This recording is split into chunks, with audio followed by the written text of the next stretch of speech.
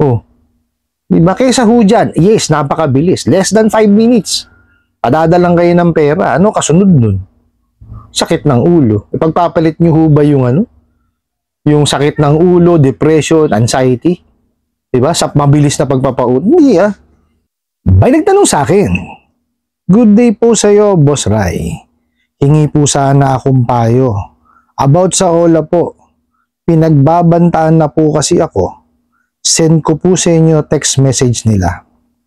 Talagang pinaninindigan ninyo ang pagiging scammer at magnanakaw ninyo. Patay gutom kayo. Mag-ingat kayo. Dahil kapag natuntun kayo ng pinadala naming tao dyan, bigla ka nalang bubulagta at maliligo sa sarili mong dugo. Habang nakahandusay ka sa daan, scammer ka." Yan po yung text nila sa akin. Sana po, Boss Rai, mapayuhan niyo po ko. Ano po dapat kong gawin? Maraming salamat po. Alright. Masyadong marahas itong Ola po ninyo. No? Pero bago ho natin sagutin itong inyong katanungan, imbitahan ko muna sana kayo na pakisuportahan po sana yung aking mga social media accounts sa YouTube, Facebook, and TikTok. Alright. Unang-una po, hindi naman ho kayo scammer, 'di ba? Kayo ho hindi pa lang ho nakakapaghulog o hindi pa lang nakakapagbayad. Okay. Itong mga ganito hong klaseng mensahe, kumbaga hindi dapat katakutan pero hindi dapat baliwalain. Okay? Kasi hindi naman ho natin hawak ang utak nitong mga bugok na to, di ba? Although most of the time talagang pananakot lang ho ito, no? Pero syempre kailangan ho kumbaga at the back of your mind, i-treat nyo pa rin siya na threat. Okay? Kasi baka nga ho totohanin, hindi ho natin masabi, di ho ba? So, ang pinakamagandang gawin nyo po dito is pumunta ho kayo sa pinakamalapit na police station, Tapos ipa-blatter nyo po siya. Ipakita nyo po ito, Itong mensahe na to, Tapos kung alam nyo po yung pangalan ng Ola, better, Tapos pa-blatter nyo po. Kasi ang importante ho sa blatter is at least siya recorded. Kung ano man ho ang mangyari sa inyo, knock on wood, mid-recorded yung may nakalagay na record sa police station. Kasi grave threat po yan. Criminal case ho yun, may kulong yun. Okay? Tapos pumunta rin ho kayo dun sa inyong barangay. Ganun din ho ang gawin po ninyo. Ipa-blatter nyo rin po. Okay? Tapos, eto ho, kasi ang sabi nila dito, scammer kayo at magnanakaw. Paano ho kayo naging scammer? Okay? Paano ho kayo nagnakaw? Kasi ang pagnanakaw, ito ho yung pagkuha ng isang bagay nang walang paalam. Yun ho, pagnanakaw yun. Tapos, yung scammer po, ito po yung panlilinlang. Or, kumbaga, yung yung may deceiving act kayong ginawa para kayo makakuha ng pera. Para manloko. Yun ho ang scammer. Okay? Yun sa inyo po, nanghiram kayo eh. Di ba? Nag-apply kayo dun sa kanilang apps. Binigyan nyo sila ng permission. Di ba? Na magkaroon pa nga ng malware yung inyong telepono para kayo makapag-apply. Paano kayo naging scammer? Sige nga ho. Meron ho bang scammer na nagbibigay ng detalye? Di ho ba? Ang mga scammer ho, kaya nga scammer yan eh, nanluloko ho yan. Ibang detalye ho ibinibigay niyan. Ibang pangalan, ibang identity. Yan ho ang mga scammer. Itong mga abusadong online lending apps na to, hindi alam ang pagkakaiba ng scammer. Hindi pa lang ho kayo nakabayad. Paano ho naging scammer? Di ho ba? Mga luko-luko tong mga to eh. Tapos, patay gutom pa daw ho kayo, anak ng teteng. Baka mas masarap pa ho ang kinakain nyo sa kanila eh. Di ba? nakita niyo ho yung mga pinapadalang mensahe, masyado, yung, excuse me po, kung makaapak ng tao, pagkatao, ibang klase, grabe ho sila, ganyan ho ang gusto nila, torturein ho ang isipan po ninyo. Kaya wag ho kayong papayag. Kasi ho, rito kumbaga, pikon talo Di ba? Siyempre kayo maiinis. So, iisipin nyo ngayon ang iisipin niya. May stress kayo. Magkakaroon ngayon kayo ng depression tsaka ng anxiety. Yan ho ang gusto niyang mga bugok na yan. Wag ho kayong papayag, na may sumaklaw sa inyong isipan. Maski ho ako, kahit na sabihin nyo rito, nagsasalita ho ako, pinanonood nyo ako, di ba? Kumbaga, ako ho, hindi ko ho intensyon, nasaklawan ng isipan ninyo. Ako, nagbibigay ho ako ng aking opinion base ho sa aking experiences. Di ho ba? At gusto ko hong ma-motivate din kayo para mawala nga ho yung inyong anxiety at depression, di po ba? Para makalimutan nyo yung mga katarantaduhan yung mga online lending apps na abusado na yung mga yan, di ba? Basta ho, huwag kayong papayag na meron hong sumaklaw sa inyong isipan. Kayo lamang po may karapatan dyan sa isipan ninyo. Huwag ho kayong papayag na ganyan. Tapos, nagpadala raw ho sila, ng tao. Bakit nagpadala pa sila ng tao? Hindi na lang sila. Tapos, parang question mark pa pag natuntun kayo ng pinadala naming tao dyan. Bakit? Hindi ho ba sigurado yung pinapuntan ninyo? May address naman mananakot na rin lang kayo, mali pa binigyan kayo ng address ng kliyente, di puntahan nyo. Di ba? Hindi yung ganyan takutan. Bakit sa tingin mo, pag nagpapunta ka ng tao ron, magagawa niya yung gusto niyang gawin? Luko-luko ka, lugar niya yun Napakatapang naman masyado yung pinapunta nyo. Di ba? Kayo magpunta, kayo maningil. Di ba? Yun ang tamang paniningil, pumunta sa bahay. Hindi yung ganyan. Taragis kayo, tatago kayo dyan sa harapan ng ng computer niyo katatapang nyo. Kung magsalita kayo, ganun-ganun na lang. Hindi naman kayo makaharap sa kliyente nyo. Mariosep. Bubulagta na raw at bubulagta pa daw. Tapos maliligo sa sarili niyang sira ulo to. Di ba? Grave threat po yan. Ang gawin ninyo, mag-complain ho kayo sa sa SEC, tapos nga tama yung kagaya sinabi ko sa inyo kanina sa police station tsaka sa barangay, kasi i-complain nyo rin ho yan sa SEC, kasi hindi ho tama yan kung makakapunta nga ho kayo sa NBI, dalhin nyo sa NBI yan, para ho matrace nila yung kung ano yung ginamit na SIM card, tapos pagka ginawa nyo ho yun, tuluyan nyo, huwag nyo bibitawan, kasi pagka ho yan, sa simula nyo lang ginawa, tapos hindi naman kayo nagpunta dun sa preliminary investigation o kung ano man yung susunod na hakbang, wala akong mangyayari dyan. Patuloy yung maghahasik ng lagim yung mga bugok na yan. Diba? Mababaliwala ho yung initial effort nyo.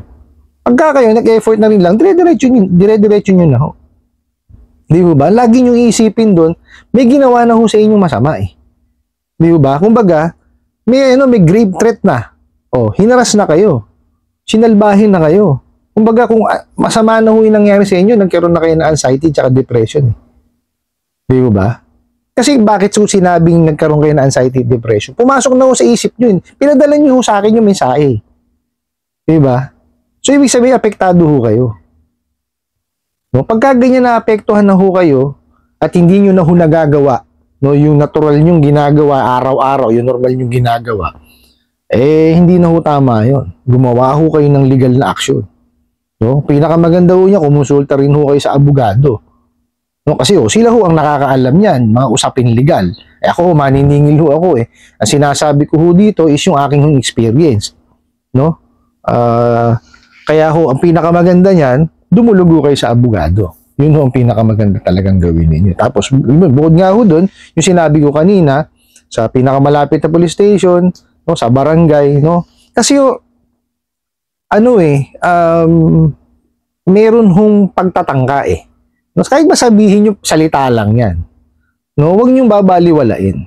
No, kaya gumawa kayo ng hangbang na ma-record siya. So, yun nga ho, pupunta kayo sa pinakamalapit na police station para ho, at least recorded. Diba? Hindi, kung mayroon mang knock on wood na nangyari, recorded siya. Alam kung sino yung pupuntahan. Alam kung sino yung anuhin ng mga kapulisan po natin. No? Basta ho ganyan, no? Huwag niyo ite-take lightly kasi nakasulat ho eh. Di ho ba? Hindi tama yung ganitong klase ng paniningil nila kuno. Hindi ho ganyan. Maling-mali ho yan. No? Kailangan ho matigil yung mga katarantaduhan itong mga abusadong online lending apps na to. No? Kasi ho, sa totoo lang, kaya ako ho sinasabi yung ganyan, no?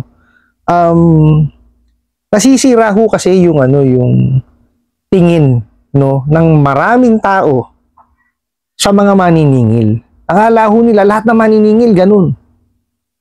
No, salbahe. Hindi ho. No, yan lang yung mga abusadong online lending apps lang na yan kasi nga mga duwag. No, scripted lang sinasabi. Oh.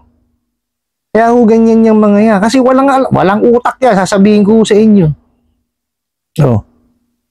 Pagka ho yan, dinala ko sa, kuwari, nakakita ko, daling ko sa tapat ng bahay ninyo. Sabihin ko, sige, singilin mo. Walang masasabi yan. Oh.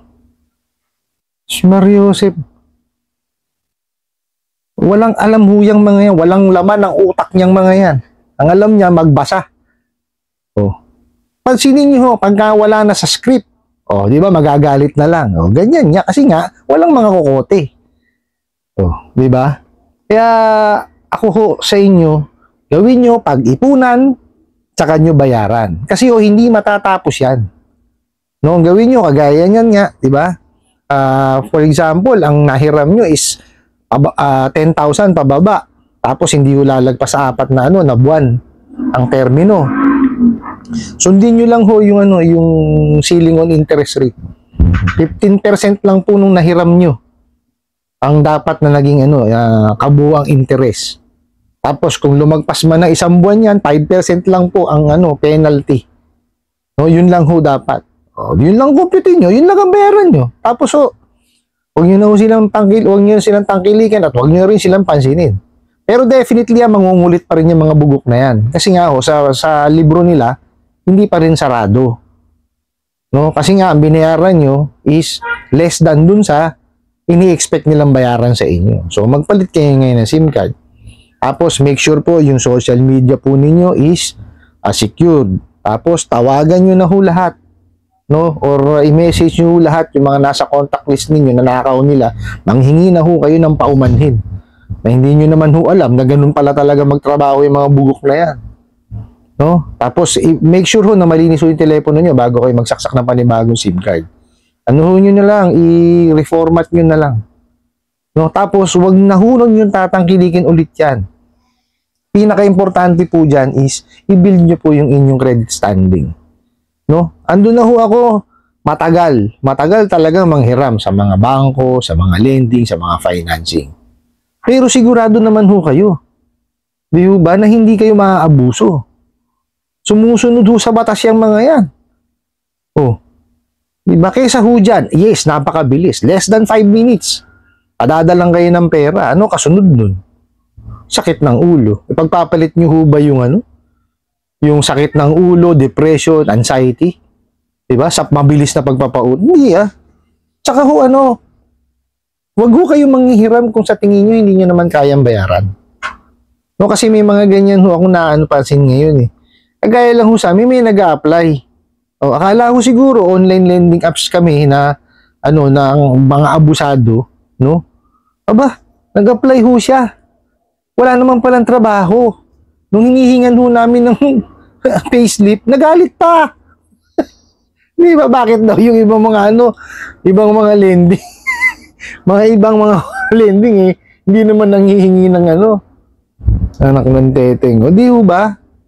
Pagka alam niyo yung hindi niyo ho kayang bayaran at alam niyo wala naman kayong hanap buhay, wag ho muna kayong manghihiram. No, kasi may evaluation ho yan. No, ay kagaya no, nakita nyo, yung kliyente na yun, yung aplikante na yun, nasanay ho siya kasi siguro sanay ho siya sa OLA nag-a-apply.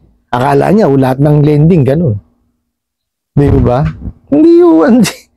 Kasi itong mga abusado ng online lending apps na to, walang credit investigation, walang evaluation, walang verification. Oh. Eh natapat ho ngayon yung sa amin. Nung hinanapan ho namin ng payslip, nagalit pa. No, eh bakit daw yung ibang mga naka po, wag kong ganun, no? Kasi ang tamang pamamaraan po talaga no sa pagpapautang, eh yan, meron tong credit investigation, may verification niya, may evaluation. No? Dapat to alam niyo sa sarili niyo na hindi niyo pa kayang magbayad. Di ho ba? Ganun lang naman ho, kasi ganito lang ho yan eh. For example, ang hihiramin niyo is 10,000 pababa. O kunin niyo ho yung ano nun, 15% nun. O yun po ang babayaran ninyo after 1 month. Tansyahin nyo na kagad sa sarili ninyo. Kaya ko bang bayaran to? Di po ba? O kagaya ho ng ano, ng 10,000. Ano po ba ang 15% ng ano, ng 10,000? 1,500. So 11,500 dapat ang babayaran. O di po ba? So isipin nyo muna or tansyahin nyo, kaya ko bang bayaran yung 11,500 sa loob ng 1 month? O, dapat alam nyo na yon. Di po ba? Kasi yun ho yung nasa batas natin eh. Yan ho yung nasa ceiling on interest rate eh. O dapat dun pa lang alam nyo na kaya nyo ba o hindi. Tansyahin nyo na ho kagad. Ano po? I hope nasagot ko po itong katanungan na to at sana po'y makatulong. Maraming salamat po sa inyong walang sawang pagsuporta at panonood sa aking mga videos. Maraming salamat po sa inyong pag-like, pag-share, pag-comment at pagtatanong. And kunin ko na rin po itong opportunity na to na imbitahan po kayo na pakisuportahan po sana yung aking mga social media accounts sa YouTube, Facebook, and TikTok. Hanggang sa muli po. Yun lang.